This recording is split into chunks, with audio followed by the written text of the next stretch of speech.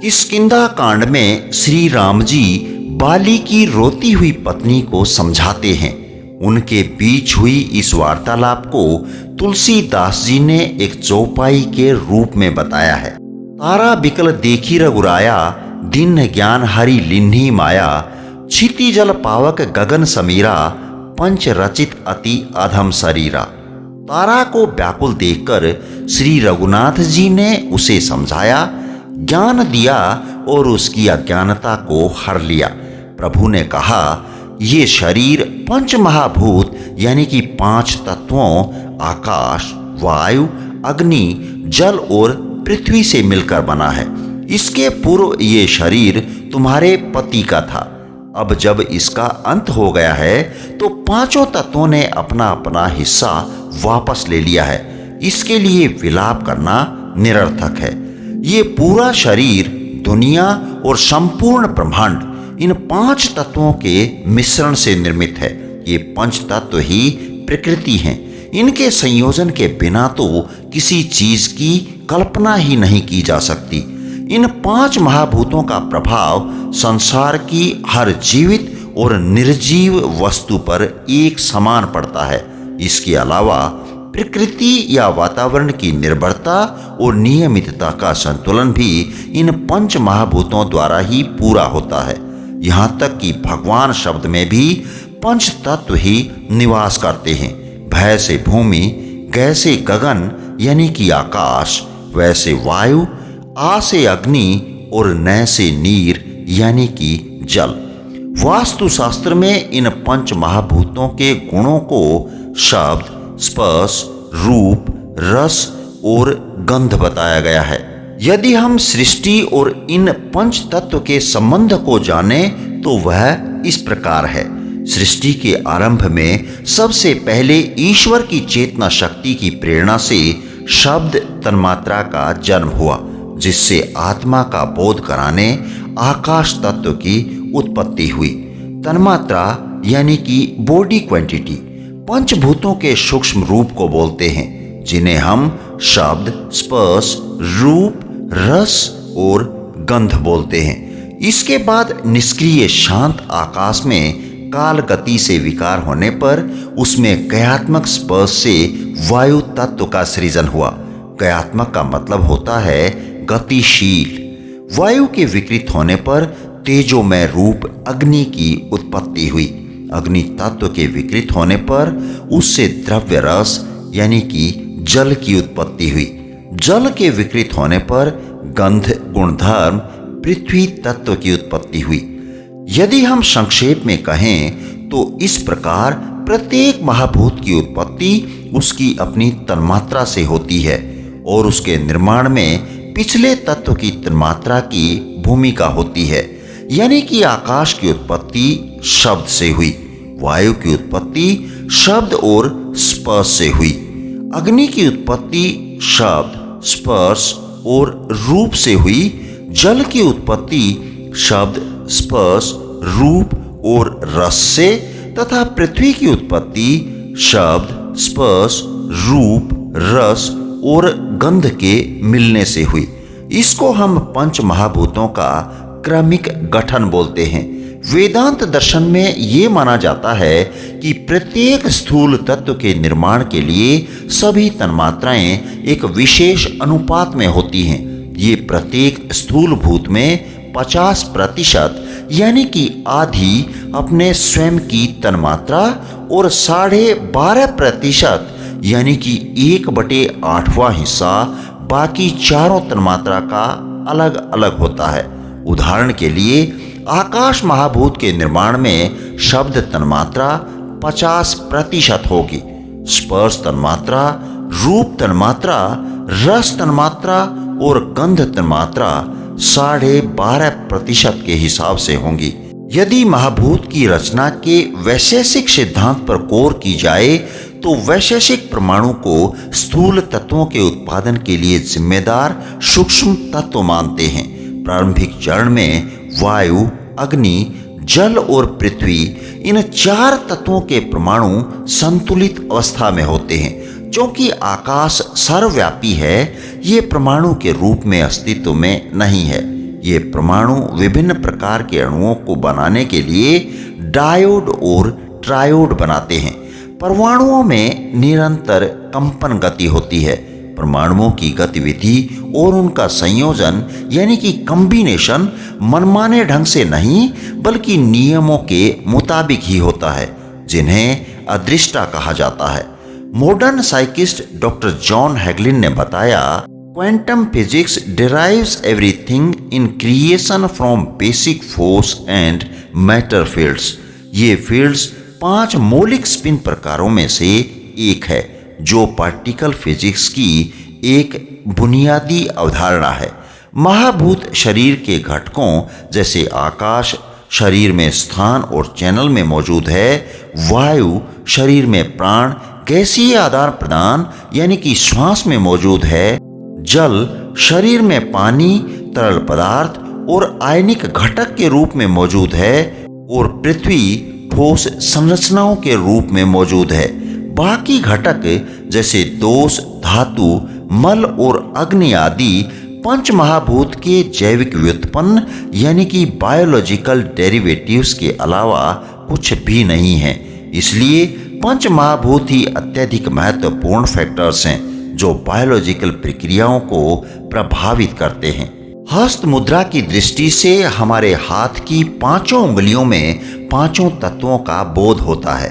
अंगूठा अग्नि तत्व का प्रतिनिधित्व करता है, तर्जनी वायु तत्व का प्रतिनिधित्व करती है, मध्यमा आकाश तत्व का, अनामिका पृथ्वी तत्व का और कनिष्ठिका जल तत्व का प्रतिनिधित्व करती है।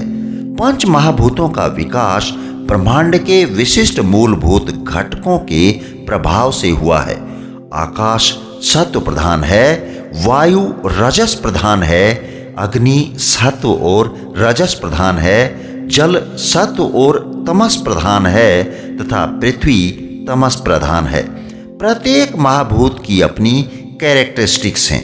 आकाश मुक्त प्रवाह यानी कि अप्रतिघटता चरित्र वाला होता है। वायु की चारित्रिक विशेषता गतिशीलता यानी कि चलत्व है। अग्नि ताप यानी कि उष्णत्व को दर्शाती है। जल तरलता यानी कि द्रवत्व चरित्र विशेषता वाला होता है, और पृथ्वी खुरदरापन यानी कि कृत्वा को दर्शाती है। शरीर में उपचार के लिए इन विशेषताओं के घटने और बढ़ने के संकेतों को देखा जाता है और फिर उसका निदान किया जाता है। भ्रूण जनन के दौरान भी इन पंच महाभूतों का अपना अपना एक विशेष रोल होता है।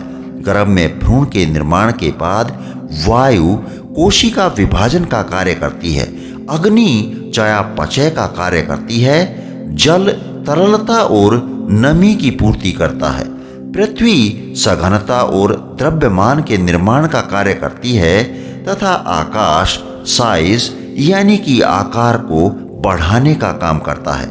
चरक संहिता शरीरास्थान में बताया गया है कि गर्भावस्था के 3रे महीने में शरीर में घटकों का निर्माण होता है और उनसे संबंधित महाभूत अपना काम करना शुरू कर देते हैं। ध्वनि श्रवण संवेदना हल्कापन सुंदरता और स्थान आकाश तत्व का काम है। वायु तत्व स्पर्शनीयता खुरदरापन आवेग शरीर के ऊतकों की संरचना और शरीर में दोषों की गतिविधियों पर नजर बनाए रखता है। दृष्टि तेज पाचन और ताप का कार्य अग्नि तत्व का है। स्वाद का अनुभव शीतलता कोमलता अस्पष्टता और नमी जल तत्व के अधीन है और पृथ्वी तत्व के अंतर्गत गंध की अनुभूति भारीपन स्थिरता और भौतिक रूप जैसे घटक आते हैं। शरीर में दोषों का गठन भी विशिष्ट महाभूतों द्वारा किया जाता है। वायु और आकाश से वात दोष, अग्नि से पित्त दोष और जल व पृथ्वी से कफ दोष। इस रचना के आधार पर महाभूत मनुष्य के मूल सिद्धांत यानी कि प्रकृति को निर्धारित करने में महत्वपूर्ण भूमिका निभाते हैं। अब हम मानव शरीर में इन 5 तत्वों के काम के बारे में थोड़ा विस्तार से जान लेते हैं। सबसे पहले आता है आकाश तत्व। आकाश वह तत्व है जिसमें पृथ्वी, जल, अग्नि और वायु ये 4 तत्व मौजूद हैं। आकाश को हम खाली जगह समझने की भूल कर बैठते हैं। खाली स्थान या रिक्तता यानी काल या अस्तित्वहीनता, जिसे शिव कहते हैं। और शिव का मतलब है वह जो नहीं है, लेकिन आकाश यानी वह जो है। मानव शरीर में आकाश तत्व ही शरीर का संतुलन बनाए रखता है। व्यक्ति के मुंह में वाणी का और दिमाग में शब्दों का निर्माण आकाश तत्व ही करता है। आकाश ही आत्मा का वाहक है, इसलिए इसका नाता इंसान के मन से है। जिस तरह आकाश अनंत है, उसी तरह से मन की भी कोई सीमा नहीं होती।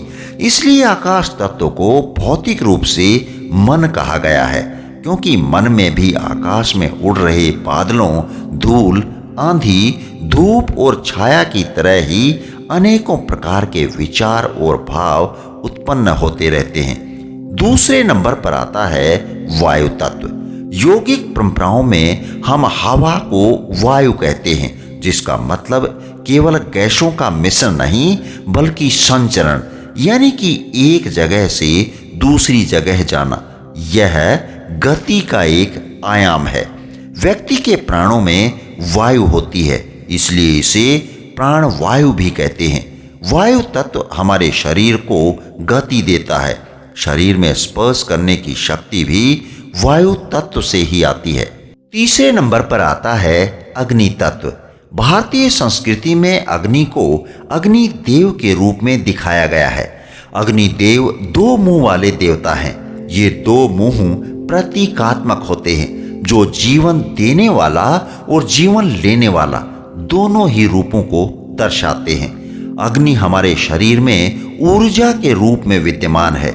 इसी के कारण हम चल फिर या काम कर पाते हैं। ये तत्व शरीर को निरोगी रखने के साथ साथ बल और शक्ति भी प्रदान करता है। चौथे नंबर पर आता है जल तत्व।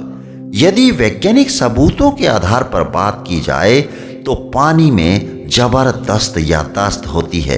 अगर आप पानी की ओर देखते हुए अपने मन में कोई विचार बनाते हैं तो ये पानी की आणविक संरचना को भी बदल देता है। मनुष्य के शरीर में लगभग 70 से 71% जल ही है, यानी कि जल के बिना तो जीवन की संभावना ही नहीं है।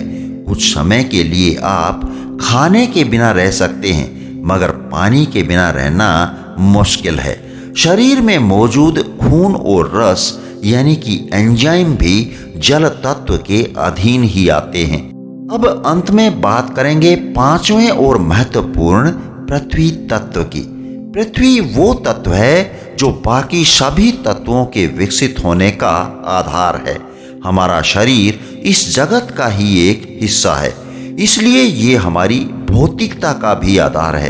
हम सभी केवल अपने शरीर और मन को ही समझ पाते हैं, अनुभव कर पाते हैं, लेकिन अपने भीतर मौजूद पृथ्वी तत्व को जानना एक यौगिक प्रक्रिया का हिस्सा है। पृथ्वी तत्व का संबंध इंसान की त्वचा और कोशिकाओं से होता है, इसलिए ये शरीर जो हमें ऊपर से दिखाई दे रहा है वो पृथ्वी तत्व से ही बना होता है। दोस्तों, यहाँ पर ये टॉपिक समाप्त होता है। यदि वीडियो पसंद आई है तो इसे लाइक करना और चैनल को सब्सक्राइब करना बिल्कुल ना भूलें, क्योंकि आपकी इस मदद से ही हम आगे बढ़ सकते हैं। धन्यवाद। जय हिंद, जय भारत।